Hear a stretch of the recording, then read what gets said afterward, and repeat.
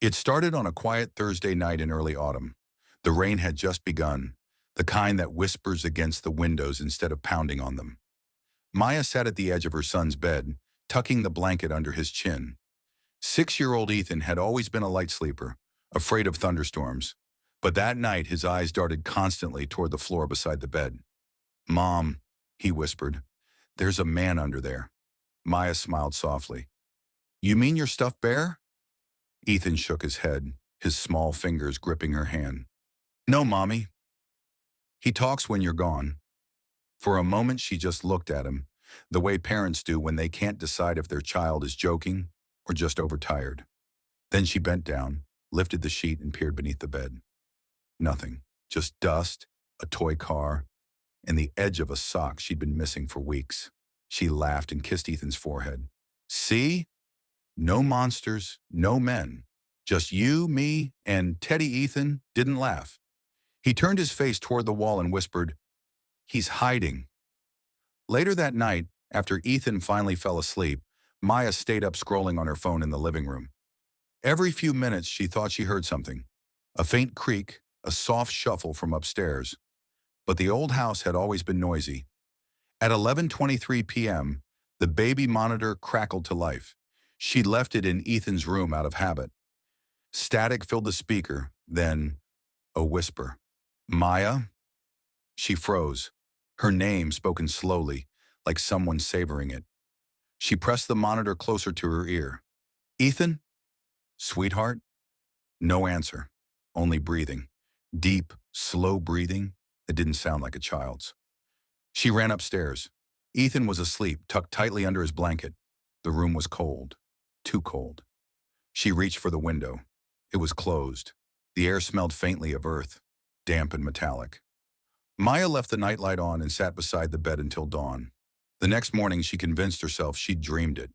Work stress, late nights, caffeine, whatever explanation made it ordinary. Ethan seemed cheerful at breakfast, though a bit tired. Then while tying his shoes, he said quietly, "He told me not to tell you anymore." Her hands froze mid-knot. "Who, honey?" "The man under the bed. He said he likes you too." Maya's stomach twisted. "Ethan, that's not funny." "I'm not joking," he said, eyes wide and serious. "He said he remembers you." That day at work, Maya couldn't focus. The words replayed again and again. "He remembers you." That night, she decided to end the nonsense once and for all. After Ethan fell asleep, she placed a small flashlight on the floor and crouched down. The beam sliced through the darkness beneath the bed. Nothing. But as she started to pull back, the light flickered, then went out. She tapped it. It stayed dead. And then she heard it. A faint voice, inches from her ear, whispering from the darkness under the bed. "Maya, you shouldn't look." She stumbled back, heart racing, bumping into the dresser. The flashlight rolled out from under the bed by itself, as if pushed. When she grabbed Ethan and tried to wake him, he wouldn't open his eyes. His lips moved, whispering something she couldn't hear. She spent the rest of the night in the living room with him asleep on her lap, lights blazing. In the morning, she called her friend Lily, a counselor, and tried to sound casual. "You ever deal with sleep talking? Kids saying creepy stuff?" Lily laughed at first, then grew quiet as Maya told her the details. "You said he called your name through the monitor?" "Maya, do you remember that house's history?" "What do you mean?" "I remember when you moved there. You said it used to belong to an old widower who disappeared, right?" Maya nodded slowly. "They said he left town. Maybe he didn't." That evening, she went to the basement for the first time in months. Dust floated in the flashlight beam like snow. The air was colder here, heavy and still. In the far corner, beneath old boxes, she found something. An iron bed frame, rusted, broken, and bolted to the floor. Her light shook in her hands. The same spot directly below Ethan's room. There was writing carved into the concrete beside it. "I can't sleep when she's above me." She ran upstairs, heart pounding, scooped Ethan into her arms, and drove to her sister's house 2 towns away. The police found nothing unusual in her home. No signs of anyone living under the floor, no evidence of intruders.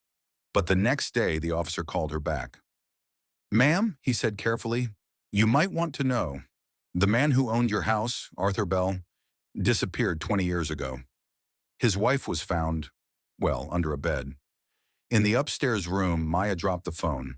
Ethan, playing with his toy car nearby, looked up and said softly, "Mom, he says thank you for finding him."